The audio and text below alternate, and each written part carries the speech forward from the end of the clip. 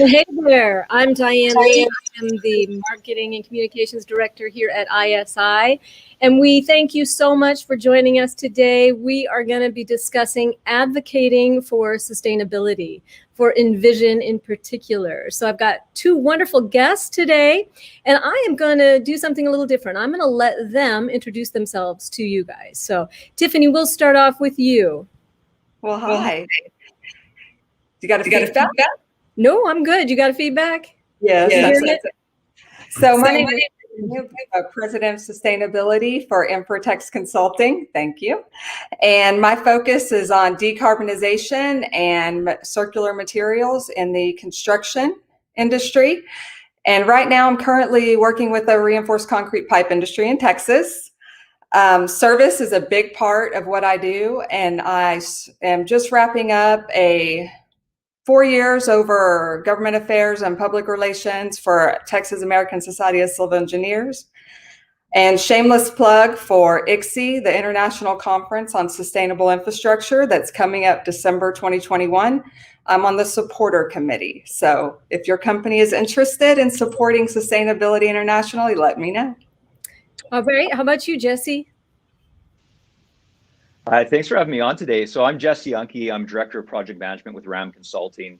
I'm also president of the BC Construction Roundtable here in Vancouver. And the ISI actually came in last summer and gave a little presentation for us as well around Envision and its application. So that was very well received. So at RAM, we focus on linear infrastructure. So we work a lot in the utility, transportation, marine, and energy spaces. And, the reason why I have a keen interest in Envision and why I wanted to be part of this chat and part of this group is really to build the education around it here in the Lower Mainland. It is still fairly new here in Canada and in Vancouver, and I think this is a great way to get the word out. So I'm happy to be here today. Awesome. Well, in a minute, we are going to discuss some of the things you guys are doing in Canada, also in Texas. But before we do, though, before we even talk about anything regarding the task force and advocating, I want to make sure, and it looks like they're already doing it, that people let us know where you're from. So, type in the little comment section where you're from. If you have a question or two, let us know. We'll put it up on the screen for you. In fact, already we've got Melissa, who always tunes in. She's from Canada too, Jesse. I know she was part of our BCCR event. So. Oh, okay. Yeah, she's kind of everywhere, isn't she? She is. Yeah. We also have somebody watching today. Hi there. So we appreciate it. So anyone who wants to tune in and tell us where they're from, another LinkedIn user saying hello to us. I find that the best questions come from the audience. So if you find, audience, that I'm not doing so well on the questioning, start hammering away, okay? All right, so let's talk first. Let's set it up and talk about the task force. We decided at ISI that COVID kind of spurred it on, that we really needed to start advocating for sustainability and especially for Envision, not just on a federal level or but also on a local, a community, a state level, a provincial level, so that we could really get the word out. COVID spurred it on for us. And I think you guys answered the call. And you kind of hit on this, Jesse, why you decided to join the task force, but maybe you could expound a little bit. Why did you think that, I want to do this. I want to be a part of something like this? That's a good question, and part of it is because, and this was a learning exercise for myself as well when I got involved with Envision and ISI, is that it's more than just sustainability; it's the equity and resilience components of projects as well, which I don't think people kind of tie to the Envision process, or at least people that aren't familiar with it. So I think part of the toolkit really gets the point across that it's those three key areas that Envision hits on, and there's benefits outside of just the sustainability part of it. But when you look at equity, you look at resilience, and the components that go into that, and the factors that go into that when you're planning a project or executing a project, I think is important. And I think that doing things like this help get the word out that it's not just around sustainability, but there's the kind of the three pillars of it. I totally concur. And I think that a lot of times when we say the word sustainability, we don't go far enough in that what we really mean is resilience, and we mean equity. And COVID proved that there was such an inequality issue with the folks who suffered the most. We could see how infrastructure was not created in an equal manner. So that's one of the reasons the task force came about. So I totally concur with you. It's about those three, and I think that's one of the things you gravitate toward too. Is that right, Tiffany? Oh, yes. So the thing that really attracted me was first, my good friend Griselda, who also serves on ASCE, told me about Envision.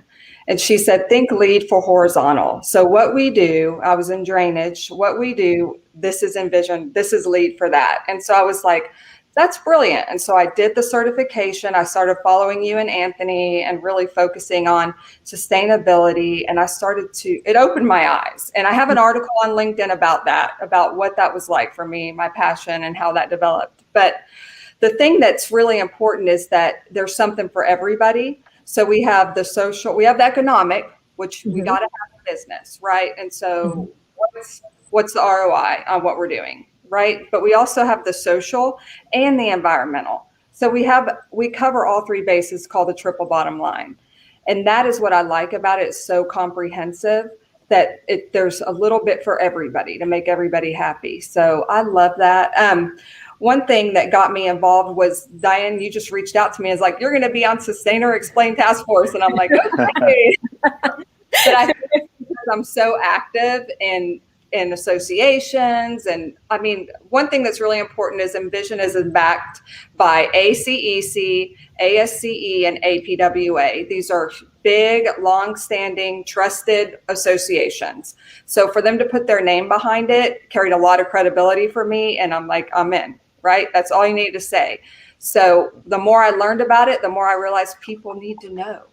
Yes. And that is why it's like, what's this? What's Envision? And I'm like, let me teach you, because that's the thing, is I want to share the good news and that we have a path. So when people are confused, how do we do sustainability? How do we implement it? It's like, here it is. This is a checks and balances. You can do as much or as little as you want, right?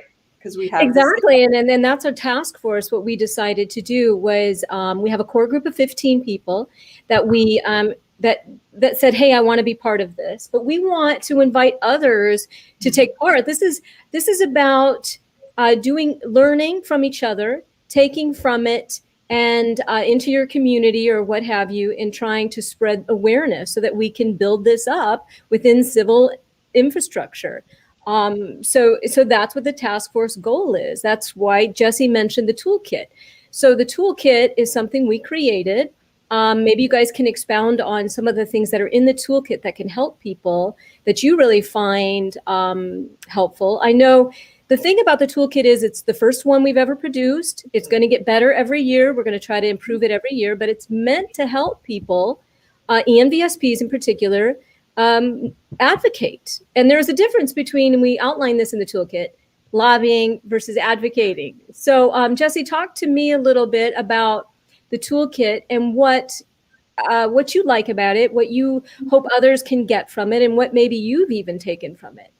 Yeah, no, I think, it's a great, like you mentioned, it's a great advocacy tool. And for myself, I'm not very seasoned in advocating kind of at a professional level. And I think there's a lot of great templates in there, social media guides, memos and letters that you can use when you are lobbying or advocating. But it also just gives a good explanation on why Envision, why, what's the background behind it? Why do we have 15 people that are volunteering their time to get the word out on this and the framework as well? So I found it, I thought, even though it's the first copy, I thought it was great. And I've shared it with people in my network as well that know that I'm an Envision sustainability professional, and know that at RAM we do sustainability advisory services as well. So it helps get a framework out there for how they can get the word out as well. Because as soon as I, like for example, with the BCCR event last summer, I got a lot of people reaching out to me after saying like, hey, this is awesome. We didn't know, like the Vancouver Fraser Port Authority here, our Port Authority, they've embraced Envision and the principles around it. We've got, BCIT, one of our British Columbia Institute of Technology, they just won an award through Envision as well, which is great about getting the word out as well. So it's definitely carrying some momentum here in the Lower Mainland. And I think the toolkit helps with that in terms of people that want to go about it in a sophisticated way. But I think, at the end of the day, it's also a great way to use LinkedIn like this to talk about it, share articles.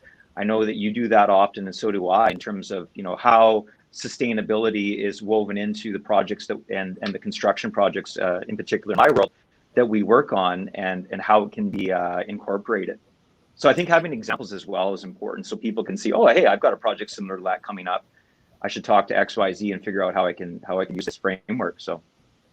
You hit on so many points that I agree with. We're all pretty much newbies at this, except for maybe Tiffany, who has a lot more experience than most of us, even on the task force, because we all work off each other. We're all learning from each other. And that's, the folks who know Envision, they know Envision.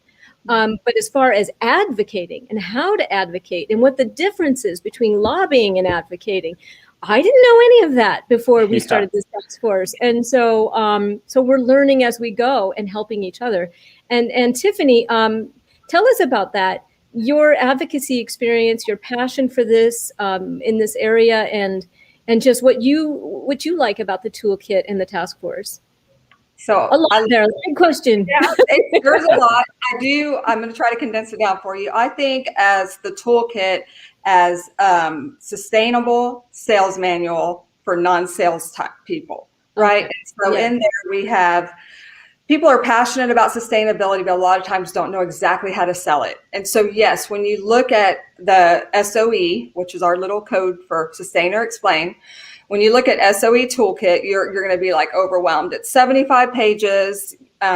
Where do I start? Just pick a spot. What are you passionate about? Are you passionate about talking to legislators? Are you passionate about talking to cities or counties? Do you want to talk to the public? Do you want to talk to media? It's all there. So pick whatever is what I call the low-hanging fruit for you, whatever you're comfortable with, and start taking those steps. We have overcoming objections, writing the pitch. We have all the talking points. We have templates. Everything's in there. And so that's the beauty of it. And then you have us. So there's 15 of us, 15 of us on the task force, and we're here to help you. You can find us on LinkedIn. You can find us on Facebook, Twitter. I mean, our job is to empower you to sell Envision, if it's your passion, the way it is ours. Yeah, and it is here's the thing I found when I first got in with ISI is I was once in a webinar, and this woman said, she was in the, like Jesse, in the horizontal transportation area, and she said, why do I need Envision? I've been doing this for a long time, and I can't possibly see why I would need this. Oh, my heart. I just wanted to say, what? That's precisely why you need it, because you think, there's nothing to learn. You think there's no growth to be had. Speak to that, Jesse, because that seems to be, to me, the problem is those barriers. People thinking, why do I need this? Yeah, I haven't really seen too many barriers here in Vancouver. I mean, we're a very green city, a very kind of green-minded outdoors type community. And like an example of that, we're working with municipalities looking at how we can decrease the amount of waste that's going to landfills when it comes to waste concrete or asphalt or excavation material. And that's something that's never really been thought of. It's kind of like, well, we can't, it's contaminated, or this isn't a suitable material. Let's just truck it off, out of sight, out of mind. But from an economic point of view as well, I mean, if you can reuse that material, if you can blend it, or you can crush it, or use it as a fill, or use it as a backfill or something else in an infrastructure scenario, there's the economic argument for it too. And it's hard for people when you can tell someone you can save them money as well. It's hard to argue with that. But the green side of it as well is, when you're not trucking the material away, you've got, you don't have trucks on the road, you don't have all the emissions and everything else that go with that. And if you can keep it local as well, and there's so many new technologies that are coming out now as well, with soil blending and everything else, to be able to reuse material. So that's where I've really seen people get the light bulb in the Lower Mainland to say, hey, this is a way that I can save money, and B, be helping the environment, and kind of follow in with the trend here in the Lower Mainland, which is definitely a very green-minded community.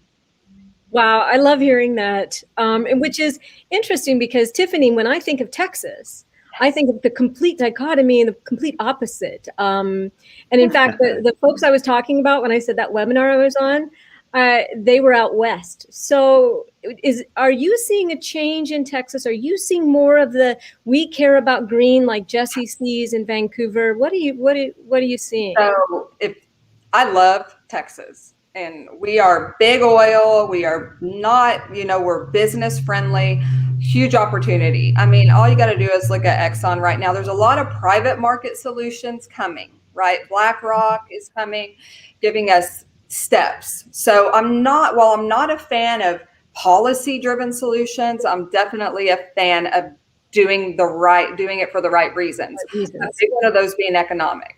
So what is going on in Texas is huge for sustainability right now. So you think Texas? No, it's happening. Okay, in Houston right now, we have Resilience Houston. Our Houston mayor, Sylvester Turner, is now the chair of the Climate Mayors Association of all the mayors. Carol Haddock, who's a public works director, is an ENV SP. We have Michael Bloom, who's working with Harris County Engineering Department on Envision projects, teaching us about how to incorporate recycled materials and all of that. So we're moving fast. We're moving fast in Houston and in Texas, because as Houston goes, so will the other big cities. Nobody wants to be left out, right? You don't see the Austin will go, and then the Dallas, and then I anticipate that will be a domino effect starting there. So really excited. I got to give a shout out to Michael Bloom, one of our ENV SPs that has worked really hard to train Harris County Engineering, and Carol Haddock, who's really been a champion with the mayor in Houston to push Envision and sustainable infrastructure. So thanks, y'all. Well, and hopefully the task force and people getting involved and using some of the messaging and some of the just some of the ordinances that are in there for counties and cities where they're adopting Envision, and everybody's getting on board, so we're all speaking the same language, trying to work for a common goal, so that we can all attain because Envision is an educational tool. It's a solution to all of these problems, a critical thinking, problem-solving tool. And that's what we're trying to achieve with the task force. And we haven't got it all figured out yet. We're still trying to figure our strategy, but we do know that we need the tools and the resources to be able to advocate. So that's what we're doing. We've got, I don't know if you guys can see the comments, but we have a ton of them, and I'm not ignoring you, I promise, people. But I was so engrossed in the conversation, I was having trouble doing anything else. So I want to put it up there. We got Christy here from ISI watching. Hi, Christy. Yeah, Lincoln, Nebraska, shout out. I'm going to be near Geneva. And right. So if you know anybody in here, let me know, because I may not know everyone. Valentina, hello. We've got someone from Orange County, California, of course, is always like, they're on the cutting edge. Yes. Yeah, cutting edge. Evan, Richmond. I lived in Richmond for a little while, Evan. Loved it, actually. There was a bagel shop near my house. Loved it. We got Italy. Oh, nice. Fantastic. Yeah. Detroit, Michigan. See, the conversation's so good sometimes that there's no questions. There's no, Canadian. And Melissa, Canadian. Canada's really, really taking off with Envision. Yes. They're embracing, they get it, and I love it. India, Seattle. Oh my goodness, we've got so many here. This is great. Thank you for joining us.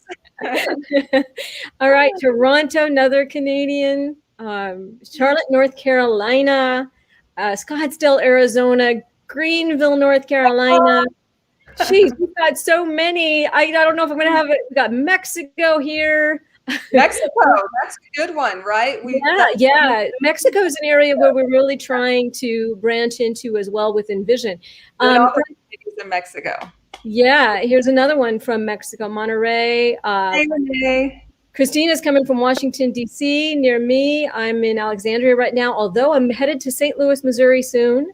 So, all over Ohio. Fantastic. Thank you, Scott. We'll talk later. Yeah, so the bottom line is there's a lot of interest, as you can see, in advocating and figuring out ways to network to be able to do it. So we encourage them to join the task force. We only meet once a month. You can take the toolkit and you can use, like as you said, any portion of it that you want. If you want to do podcasts, we've got stuff in there on how to do podcasts. If you want to write letters, so I've been trying my hand at writing letters. Have either of one of you tried your hand at it yet?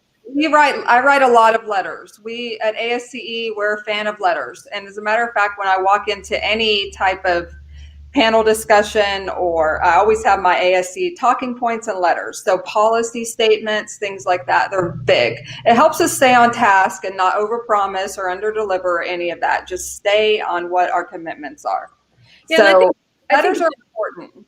I tried to write Biden a couple of times. I can tell you I got nowhere, but I'm still trying. So on my list, so the next meeting we have, we're going to be discussing possible targeted lists that we might try. And some of us probably won't be writing letters, but I have on my list Pete Buttigieg. So he's on my list, number one, el numero uno. So Pete, hopefully somebody knows we could pass this along.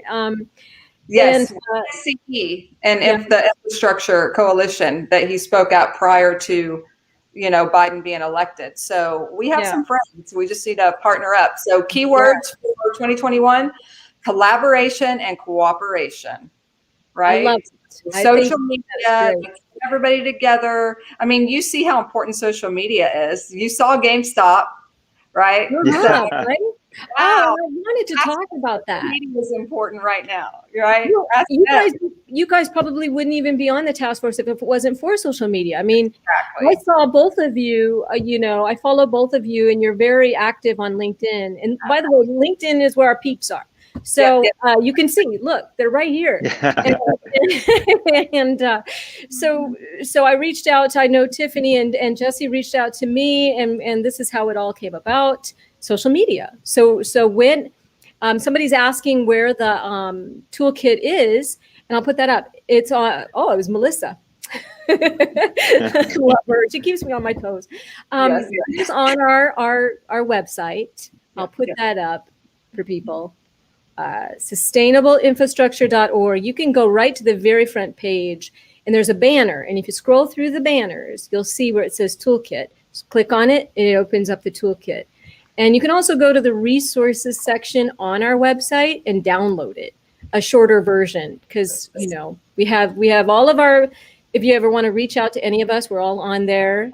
You guys want to write a post and know if it's going to sell, or if you want to run it by somebody, I'm always available. Feel free to message me on LinkedIn. I will give you my number. You can call me. I will help anybody with social media that wants help. Yeah, and we have our group too, where we talk a lot about it. Our Institute for Sustainable Infrastructure group, which has like 9,000 people. Yes. So if you never need to find us, we're there to share and help. And also, I think what's worth pointing out about the toolkit about the messaging, because messaging is so important, is that we give you a framework to try to create message. So if you want to write a letter, for example, to advocate, we give you that. And we also give you some examples of letters. You're not meant to necessarily take those letters and verbatim send them to somebody. It's meant to just kind of guide you in your own letter writing campaign. And so that's important to know. But as Tiffany said, definitely reach out to me if you want me to help shape a message for you in your community, or help go over it and edit it or whatnot. Always here to help. That's what the task force is all about. Grassroots, helping everybody out. What did we miss, guys? Have we missed anything? We're doing pretty well on time, but Jesse's got a meeting. What you can talk about what the biggest challenges of advocacy are. Like, well, that was a good one. I like that, right? Because about what's the biggest hurdle, what's your biggest opportunity, I guess. Since I brought it up, I'll start. So I think something I've learned this year is knowing your audience, right? Yeah. Because I walk in, I'm so outgoing, and I'm like, hey, everybody's going to love me because I'm just so fun, right? And I have this certain type of people that it's like, they don't get it. They don't get me. And I always thought, well, they're not enlightened, Like, yeah.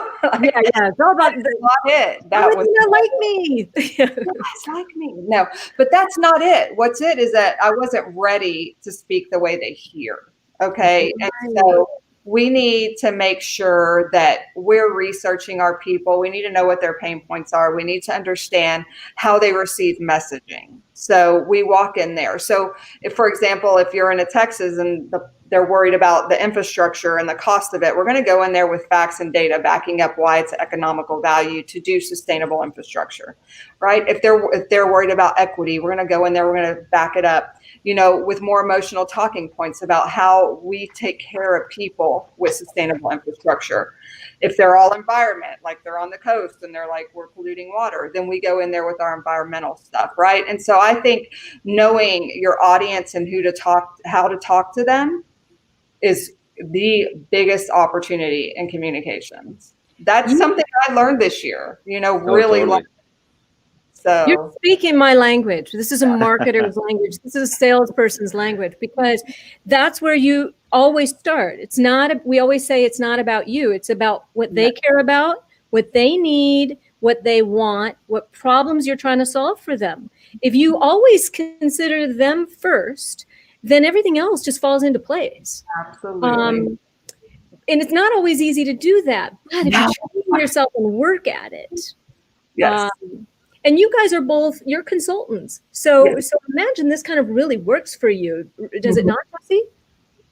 Yeah, I mean, one thing that we implemented a formal sustainability advisory service line in our project management group here at RAM last year, and we've seen a lot of success, a lot of people that are just interested about it as well. It's something that myself and my team, and we've got, our team of Envision SPs at RAM is growing by the week. And so it's something that myself and the ENV SPs here at RAM are passionate about. So we love talking about it. So then when we thought, well, hey, we need to, we incorporate sustainability into our projects, but we thought, okay, well, let's take one step further and have an advisory line where we can actually help. And one of the things I mentioned was like waste reuse, waste rubble reuse and stuff like that. And it's something that as a consultant, especially here in Vancouver, again, because it's a very environmentally kind of aware community, it's something that people, when they hear about it, that they want to learn more and that they're interested. So it's a great way, and it's a great way to engage with people as well. And part of having the toolkit as well is a great way.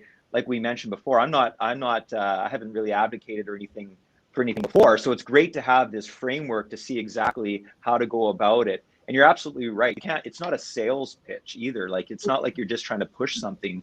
I think it's very apparent, when we hear Tiffany speak, how passionate she is about sustainability and Envision. Myself as well. It's something I genuinely believe in. So I think that's important too, is that there's the genuine part of advocating as well. Like, you don't want, and like we talked about before even this meeting, like, we don't want to be reading scripts. We want it to be genuine, and let's just go with the flow. Like, we're just having a discussion here and talking about things as they come up, right? So I think taking the same approach is a good way.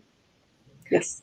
Such great points. And that's really what it's all about, is just taking that passion and listening to them and trying to make, so there's a thing in selling and I in marketing where they say it's not the product that you're selling a solution to a problem. Right.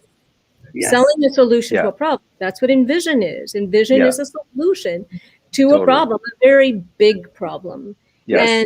And so it really works for me.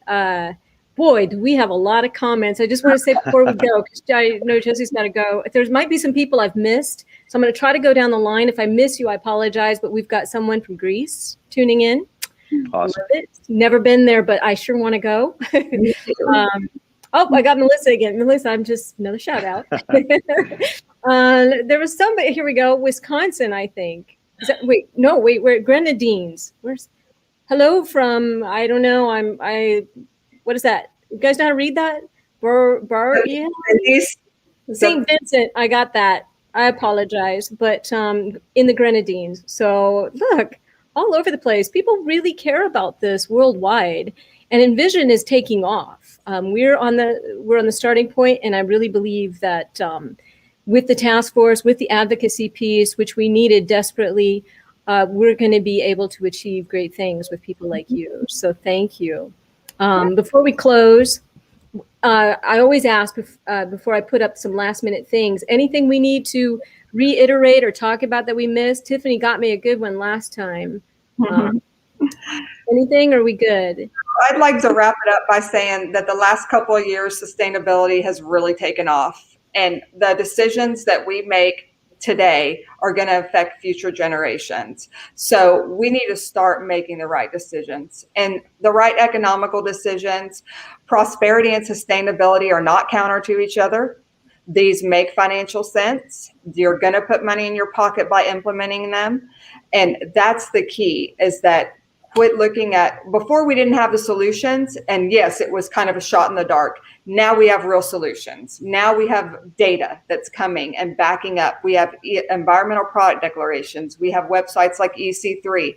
Carbon and materials are going to be side by side. Every material has a carbon footprint, and people are going to start, contractors, cities, customers are going to start selecting those materials based on that. Will they pay a little more for a lower carbon footprint? You bet your butt they will. They will.